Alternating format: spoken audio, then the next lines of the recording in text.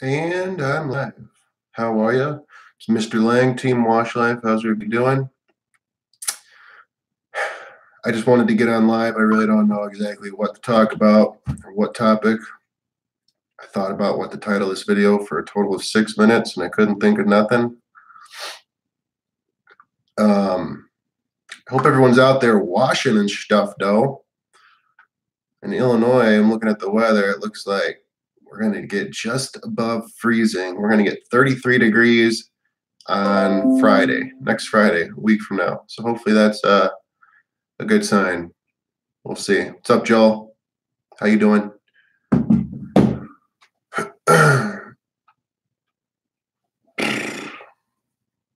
Getting stir crazy in this office, y'all. Getting stir crazy, man. Anyone who's friends with me on Snapchat, you've seen it. I'm getting stir crazy. So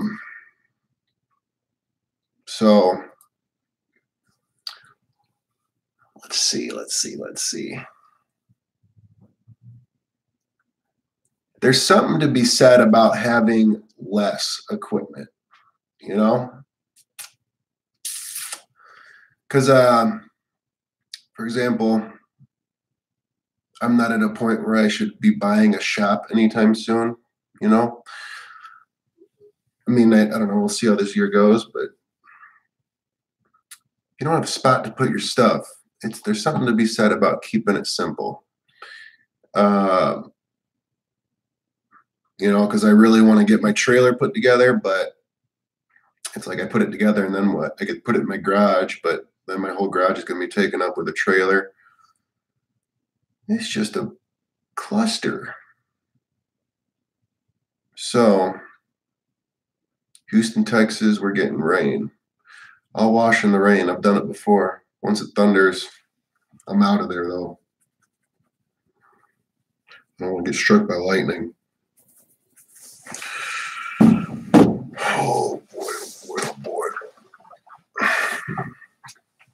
You're going to rent a garage? Well, that's cool. I thought about renting a storage unit, but you're not really supposed to access storage units daily like that, you know? We keep it clean, player. Keeping it clean, soft wash. So how do you rent a storage unit and run a business? You can't really run a business out of a storage unit, though. You know, there's a problem with that. What the hell, this thing just fell off.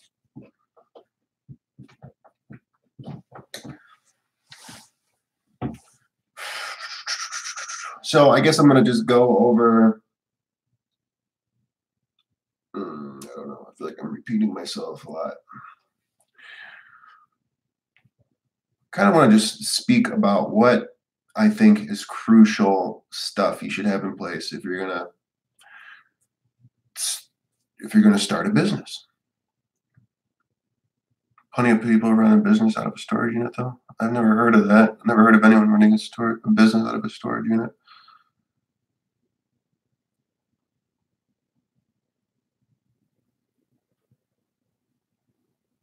I'd say that's pretty saturated. 10 to 15 power washers and 200,000. I mean, maybe not, though. I don't know. That's a tough one. I don't have that issue. I got pressure washers near me.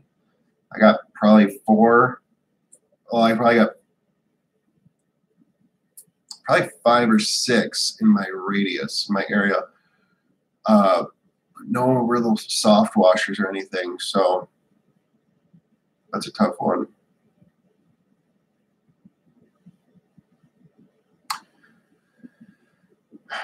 I don't really worry about keeping my stuff outside because it's all pretty much bolted down. What I did is I left my stuff outside, and then I just had a security camera aimed right at all my stuff with a motion detection on it and stuff. It's pretty cool. It's not really the outside, but now where I'm at, I can't leave my stuff outside because it's against the HOA and stuff. What was I talking about? Okay, so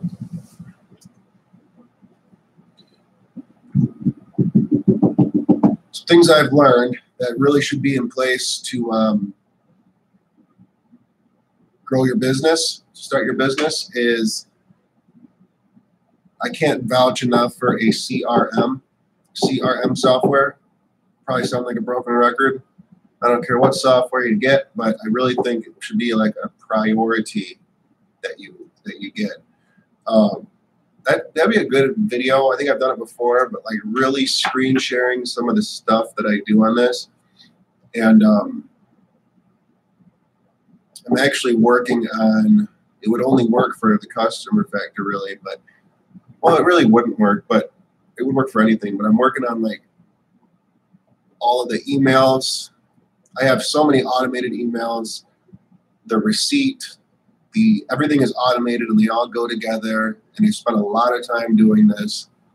I'm working on creating some type of little package, you know, for like a cheap rate, because I have a lot of people asking what to put down for emails or estimates or proposals and how to actually form that stuff.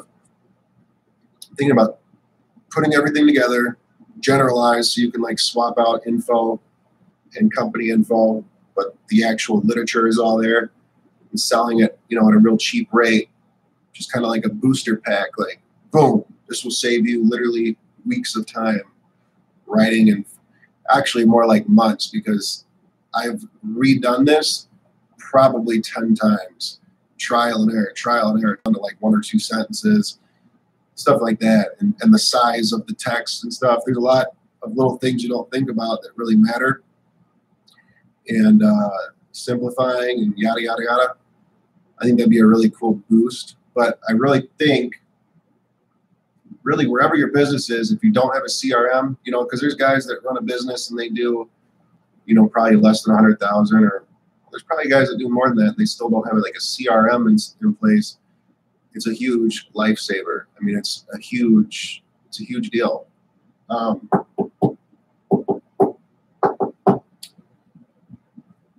As far as equipment's equipment. I mean, you can literally get started with your 4-gallon-a-minute power washer, a hose reel,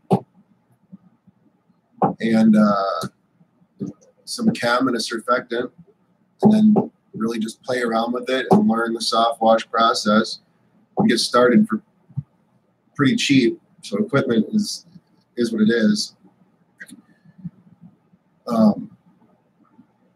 Yeah.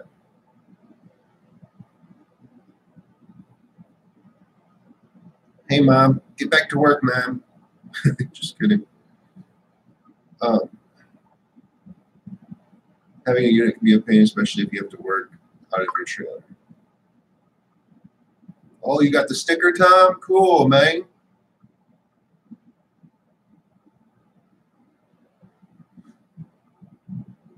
I was just kidding, Mom. Just kidding. Thanks for tuning in, though.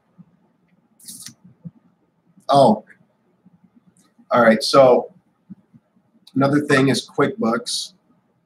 I think QuickBooks is pretty huge.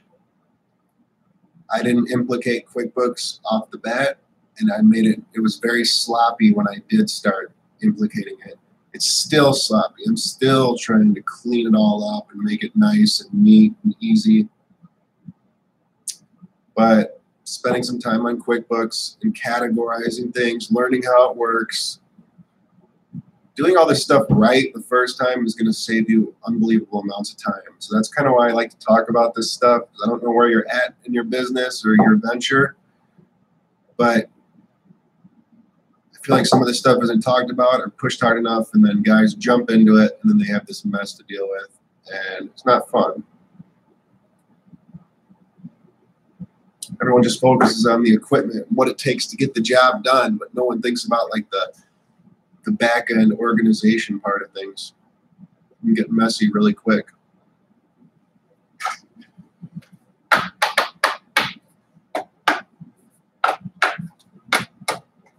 What else should you have?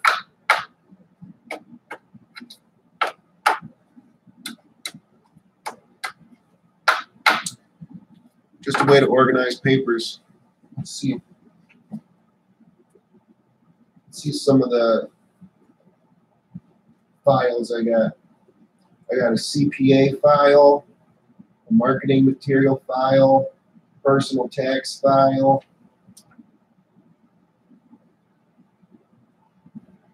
personal stuff. Team wash light file, look into file, credit card file, lease agreement file, proof of address and utility bill file, random manual file. I had all sorts of stuff going on.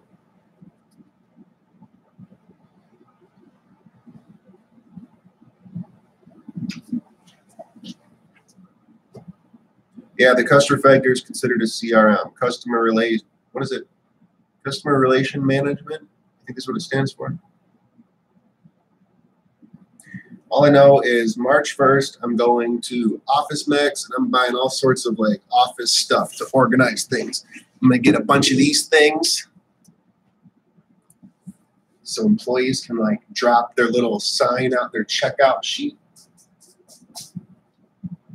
And the thing is, you should really get this stuff. Here's a good point.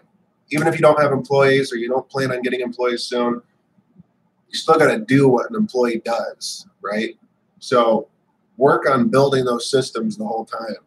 A way to have everything, have this at your door. So like when you come back from a job, you can put like your receipts. You can throw your receipts in a folder. You can throw invoices in a folder. You can, maybe you have, I don't even know what else. Well, what we got is like a sign out sheet, or not a sign out sheet, but like a pre-trip sheet. So you got to check all these things on the vehicle and the power washer and the equipment, checklist, check all this stuff off, make sure everything's right, make sure you got the equipment you need before you leave. And then you come back and you make sure you still got all that stuff and everything is topped off or full, gas is in the tank, there's a pre-trip and a post-trip. You got to document your mileage. Food for thought is, depending on how many miles you drive. So what my CPA told me is you can't claim mileage and vehicle expenses. You can't claim both of them, right? It's only one or the other.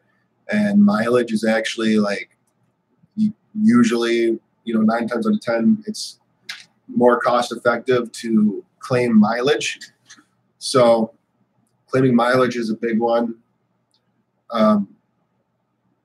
It's kind of easier for me because we have like designated vehicles just for work, but I still document it, right? Like every day. So there's like an actual record of it.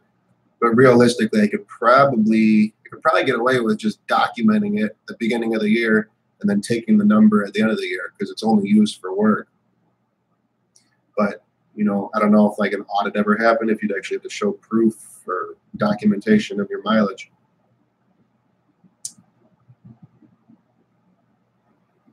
Oh, that's good. You went out prospecting businesses, got a veterinary office, wants an estimate.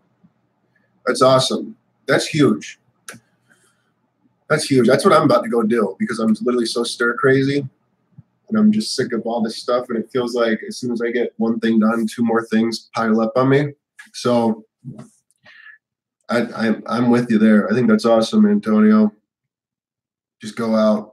Maybe I'll just go out and do door hangers, or I want to get them realtor offices.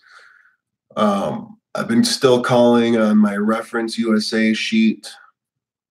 If anyone missed that episode, you can go to a library. Maybe it's worth calling first, but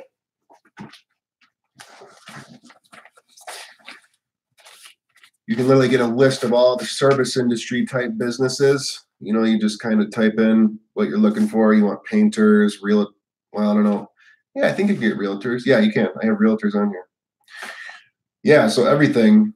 Lang Management, isn't that funny?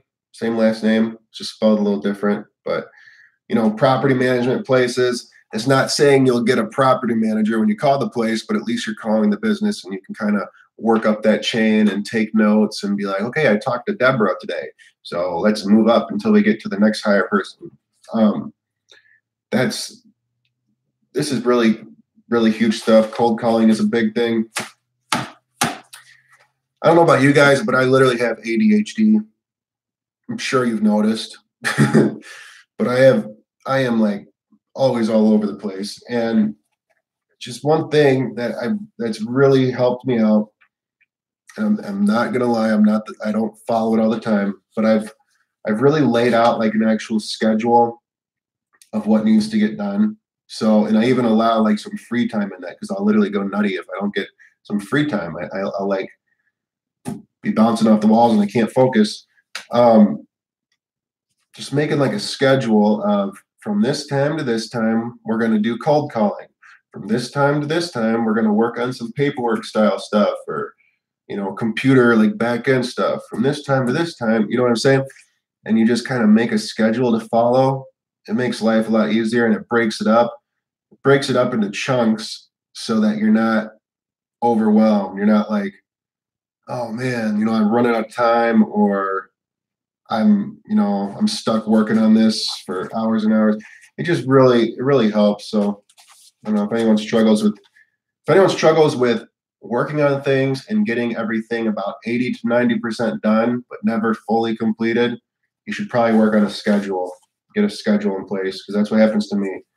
All my projects are like 80 to 90% done, and then one day I just like knock them all out. Xanax is my friend. Hey, Xanax is not my friend. I was reading that guy's username. I had to clarify that. Hey John, have you had much luck with Google search finding your business?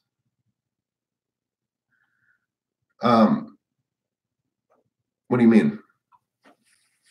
So, that's a good point though. So I got a friend. He became a friend. He's a lawyer, and like me and him, we communicate and stuff, right? He's been getting his website up and asking me about like how to do the Google reviews and get on the Google listing. People really don't know this stuff.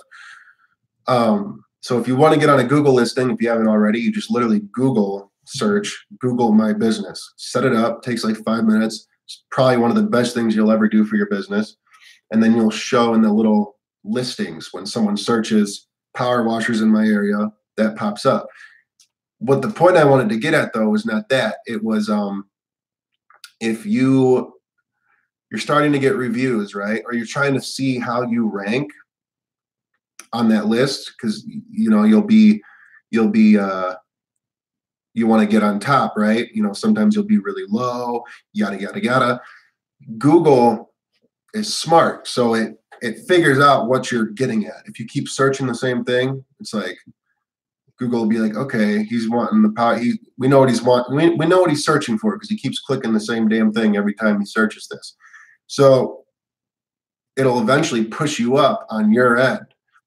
What you got to do is go to the top right corner if you're using Chrome and search in a incognito window. So that's like a privacy style search where it doesn't save any history, it doesn't have any memory to the search, and you're searching as if you were like some random person searching your business. You'll be shocked at where you rank after you do that. I remember that's what happened to me. I thought I was killing it, and I come to find out I wasn't. Since then, it's changed. Even when I search incognito, I'm ranked number 1 on both. But that's something to consider. Because actually, how the conversation started is this guy's name is Brian. Well, I don't know if I want to give his real name, but Brian Blank. Brian Airhead. I have an Airhead wrapper on my desk. All right. I hope he doesn't watch this video. So if I search Brian Airhead on Google, I don't see anything. Nothing pops up. He's impossible to find. He's a great lawyer. He's a great guy. He gets a great word around town, word of mouth. Everybody knows him, but when you Google search him, it's you. Even if you know his name, you literally can't find his number. It's horrible. So I've always given him shit or given him crap. I'm telling him, get this figured out. And he's like, well, when I search my name, I'm all over the place. I pop up all over the place. It's every time I search it. And I was like, dude, search in an incognito window and tell me what you see. And he was like, whoa. And so he like made a website, got on the Google listing, started hearing me out. So I think that's important to know. Do you prefer postcards or door hangers for your business advertising? They both do the same thing. I started leaning towards postcards mainly just because of the design. Because you could like write an estimate. You could write something real quick on the back for the ones we use at least. So I liked them because with the door hangers, 99% of the time, I never hang it on a door because it's always windy near us and they're not like snug on the door. So you put them on there and you realize they're blowing all over the place. Neighbors get pissed. They don't want you coming through there anymore. Or if it's a postcard, you can like stick it in something like the trim or stick it in the door or roll it. You can roll it up, right? You can roll it up and put it like in their little door handle, you know, because it's like a little handle, it's like a C. You can like, and then it's not going nowhere. That's why I like the postcards, but you can really do the same thing with the door hangers too. I'm going to be getting we're making a whole new template for the door hangers, which is going to be really cool. I think you guys will be excited about it because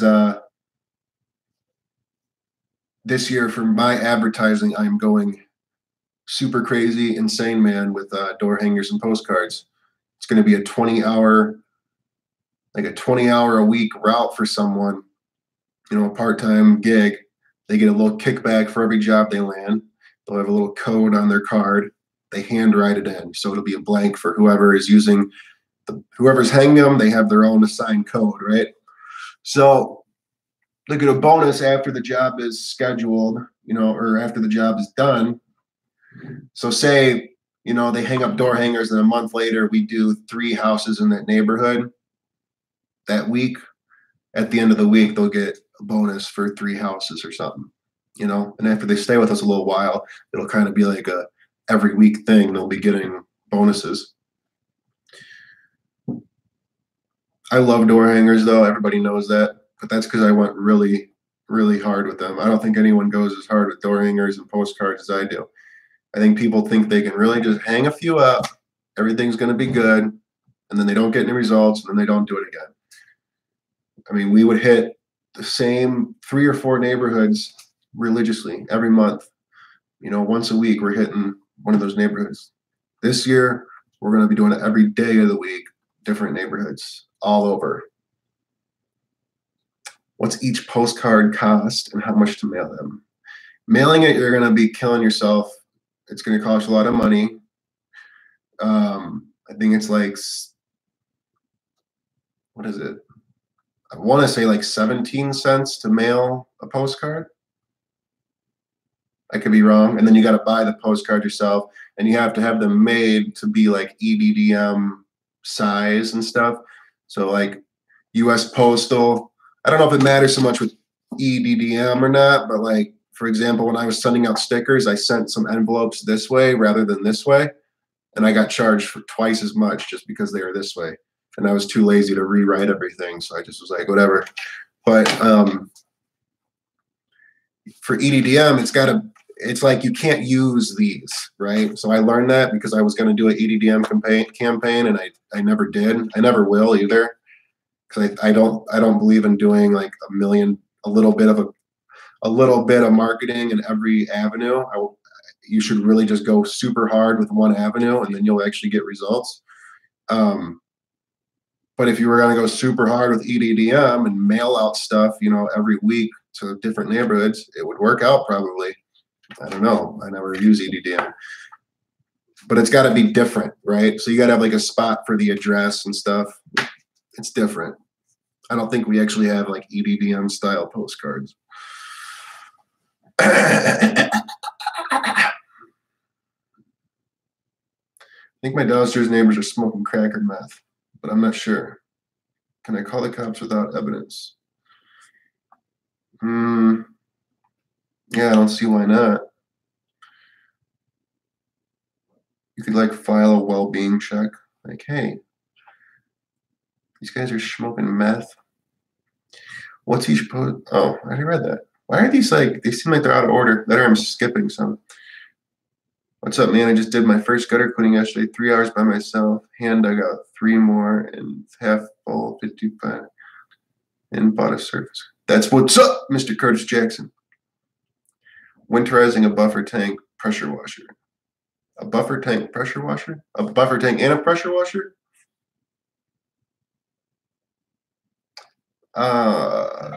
There's a bunch of different ways. Like Mr. Rob Anderson has some crafty way with some weird fittings and stuff where he puts like a cup of antifreeze in his pump, or maybe it's more than that. I don't know. Maybe it's a half gallon. Then there's the guys, and he's, and then you can like get fittings to like blow out your air lines. What I was gonna do this year, which actually I think someone told me not to do it because it was gonna be so much waste chem. I was gonna literally like fill my buffer tank up with like 20 gallons of antifreeze and then like run it through everything.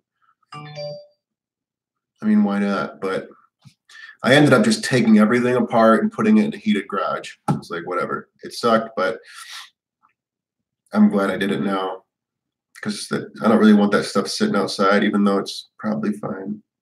Yeah, JS Power Wash LLC. If that's the guy I think it is, because I recognize the truck. I thought your name was something else, like Joe something.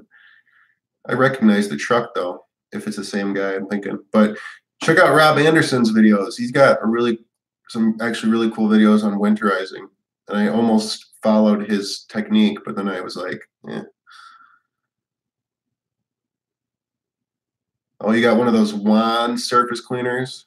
They work, but I got one of them too, and I don't like it at all. I like the ones that just push, It's me, Joe. There we go. What's up, Joe? Joe's been with us since the long haul, since like 100 subscribers, I think. Joe's the man. Okay, how long have we been on? Wow. I really can get to talking. So I'm looking for a welder. I just called someone out on Facebook. It's actually a friend of mine. She shared this picture, this meme. It said, join the 3-day challenge. No alcohol on February 29th, 30th, and 31st. And she was like, why? And then she said, like, mama didn't raise no quitter. And I was like, LOL, you really don't get the joke, do you? And then she realized it. And I said, drinks on me, February 29th to 31st. Bring your friends. Ha, ha, ha, ha, ha.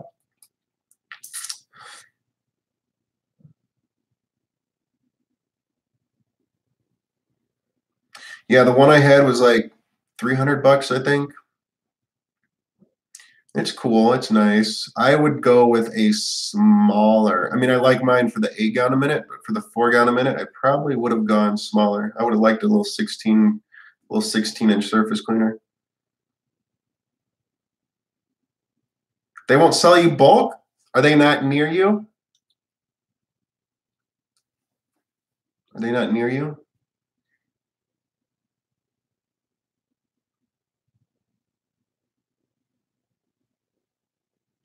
Hey, man, I still haven't got the SH. I'm still skeptical. I got my credit application in. They say everything's good, but until I get that big tote delivered to me, I'm not going to believe it because I've dealt with this a few times where everyone's like, yeah, we'll get you it. Why not?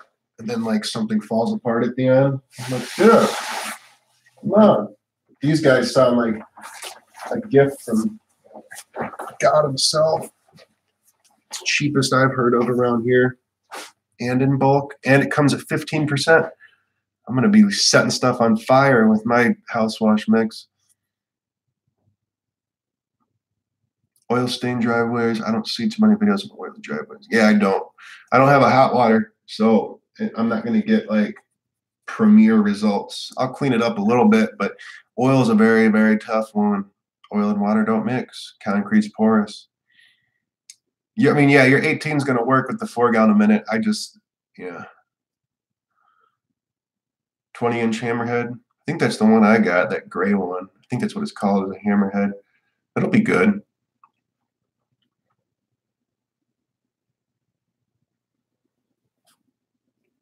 You talk to Mike. Joe, message me on, well, you got my number or Facebook? Just message me. I'll see if I can talk to someone for you. I forgot where you said you live, but if you're in Radius, they should take care of you. They're pretty cool about things.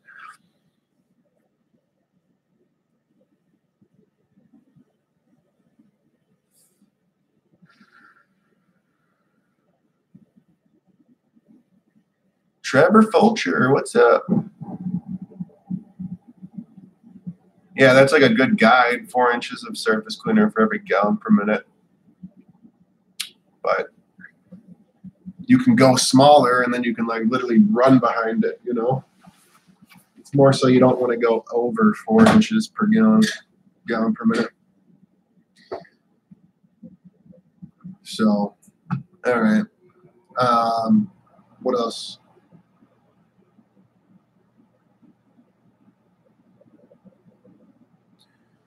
So game plan, real quick, if anyone wants to mimic what I do, because I guarantee you'll be busy if you mimic some of this stuff. Depends on how much overhead you got. Buy a bunch of postcards, probably like 1,000 at a time would be good. Don't waste your money on 500 at a time, because literally for like 20 or 30 more bucks, you get 1,000. Doesn't really make sense. A lot of people buy like 500, but you want to buy 1,000 at least. Burn through them. If you hold on to them for more than a month, you're doing something wrong. You should really burn through them within 2 weeks. Get some jobs, save some money, figure out, pretty sure every town has magazines like this where they send out coupons with other businesses and stuff. Get yourself an ad. They cost anywhere from $300 to, or maybe not even that much, like $200 to $900, depending on if you want to get on the front page or whatever. These go out every 2 months. So this is going to be the closest thing to EDDM that I do. We're going to have an ad put in there, probably a quarter page to start and move up from there. Actually, not a quarter page, probably like a half page. Maybe a quarter page. There's 2 magazines. I want to get in both of them. Going to do that. Going to have a lot of business coming in. Reference USA, cold calling, super important. You're networking with all of the small businesses around you. It's kind of like a respect thing, right? You've started a small business. You're this guy. They've seen you driving around. You've seen them driving around, because small business guys just kind of see small business guys, and they're like, oh, cool, there's that. They see the new guy coming up and doing things. They want to meet you. They want to know who you are, but they just don't know how, or they don't care enough about it to make that first move. They were here first. So reach out to them. Reach out to them. Make an attempt. Talk to them. Just say, hey, you've seen my script. If you haven't seen it, shame on you for not watching my videos, because I talked about this in one of my quick chat talks. So use like a little script. Call all over. There's realtors, painters, whatever. Those are 3 awesome techniques you can do. And I'm going to keep it simple with that. Maybe if I'm feeling really crazy, I'll do like a Facebook ad or something. But you start doing too much, you're not focusing hard enough on your stuff. Okay? On your existing marketing plan. And it has to be consistent. It can't just be when you're down and out and you pump a bunch of this. Make a legit schedule where you're following it. You're doing this consistency. consistently, and you can even do it during really busy times. Because, yeah, once that busy work stops, the work stops coming, then you're going to start marketing. It's going to be like this grace period of hardly any work, and it's just a big wave.